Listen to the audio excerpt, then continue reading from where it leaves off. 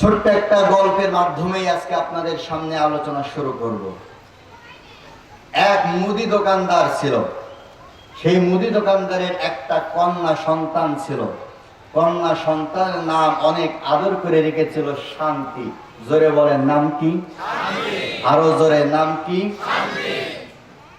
এই মুদি দোকানদারের একটা দোকানে কর্মচারী ছিল, নাম ছিল ইসলাম। জোরে বলেন নাম কি? আমার কথা মনে হয় আপনারা বুঝতে পারছেন না। হয়তোবা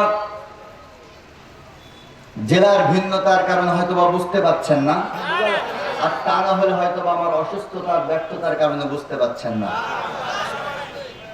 দোকানদারের মেয়ের নাম কি?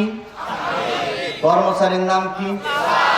ইসলাম যেখানে শান্তিও। দোকানদারের বুঝতে বাকি রইল না, আমার মেয়ে শান্তির সাথে আমার দোকানের কর্মচারী ইসলাম গোপনে গোপনে সম্পর্ক করেছে। মুদি দোকানদার ক্ষিপ্ত হয়ে আওয়ামী লীগ মার্কা মেজাজ নিয়ে দোকানে গিয়ে ইসলামকে পিঠ মোড়াদে বাঁধে আর গিরায় গিরায় পিটায়। অবশেষে ক্ষিপ্ত হয়ে ইসলামকে দোকান থেকে করে দিল বিদায়। ইসলামও চিন্তা করে এই ডিজিটাল যুগ, আধুনিক যুগ, তথ্য প্রযুক্তির যুগে সামান্য প্রেম করার অপরাধে আমাকে দোকান থেকে করেছে বিদায়। ফোন লাগেছে, হ্যালো শান্তি তুমি কোথায়? শান্তি বলছে আছি তো বাসায়।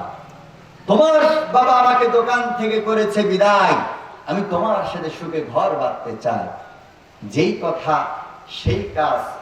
শান্তি গাট্টি গুট্টি গুছিয়ে ইসলামের হাত ধরে শান্তির আশায় বাড়ির থেকে বিদায় নিয়ে আউট অফ মার্কেট। বেচারা মুদি দোকানদার সারাদিন বেচা কেনা কমপ্লিট করে, হিসাব কিতাব কমপ্লিট করে রাতের বেলা বাড়িতে এসে দেখছে ঘরের মধ্যে আসবাবপত্র সব আছে, শুধু শান্তি নাই। শান্তি গেল কোথায়? শান্তি গেল কোথায়? শান্তি গেল কোথায়?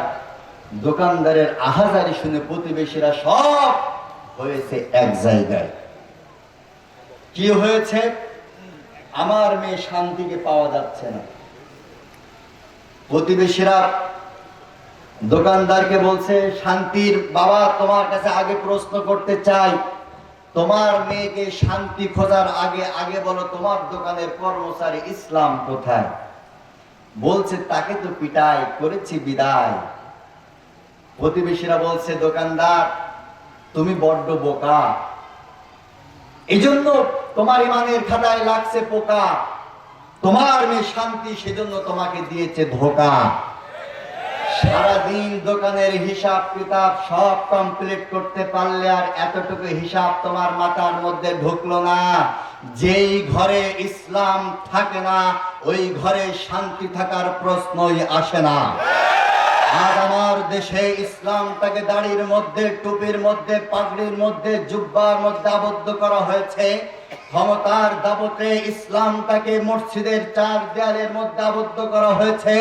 কিন্তু স্পষ্ট ভাষায় শুনে রাখো কুড়িগ্রামের মুসলমান ও বীর মুসলিম জনতা, শুনে রাখো, যেই জমিনে রান্নাঘর থেকে সংসদ ভবন পর্যন্ত প্রত্যেকটা সেক্টরে আল্লাহর আইন থাকে না, ইসলামের হুকুম আহকাম থাকে না, ওই জমিনে শান্তি থাকার প্রশ্নই আসে না। বাংলার জমিনে যদি সুদ মুক্ত, খুন মুক্ত, গুম মুক্ত, হত্যা মুক্ত একটি রাষ্ট্র যদি প্রতিষ্ঠা করতে হয়, বাংলাদেশ জামাত ইসলামের মাধ্যমে এই দেশে আল্লাহর কোরআনের রাজ কায়েম করতে হবে।